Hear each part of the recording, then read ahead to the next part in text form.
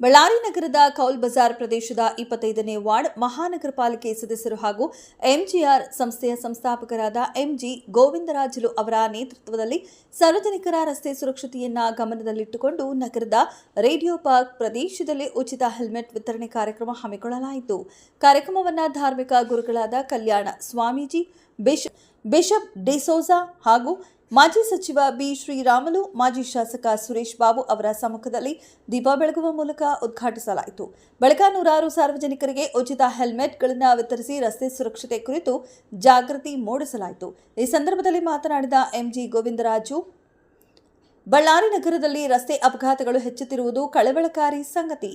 ಅಪಘಾತಕ್ಕೊಳಗಾದವರನ್ನ trauma care ಆಸ್ಪತ್ರೆಗೆ ದಾಖಲಿಸುವ ಸಂದರ್ಭಗಳಲ್ಲಿ ನೋವಿನ ಪರಿಸ್ಥಿತಿ ಕಣ್ಣಾರೆ ಕಂಡಿದ್ದೇನೆ. ಈ ಹಿನ್ನೆಲೆ ಸಾರ್ವಜನಿಕರ ಜೀವ ರಕ್ಷಣೆಗಾಗಿ ಉಚಿತ ಹೆಲ್ಮೆಟ್ ವಿತರಣೆ ಮಾಡುವ ನಿರ್ಧಾರ ಕೈಗೊಂಡಿದ್ದೇನೆ ಎಂದು ಹೇಳಿದರು. ಈ ಹಿಂದೆ ವಿತರಿಸಿದ್ದ ಹೆಲ್ಮೆಟ್ಗಳ ಮೇಲೆ ಎಂಜಿಆರ್ ಹೆಸರು ಮುದ್ರಿಸಿ ನೀಡಲಾಗಿತ್ತು.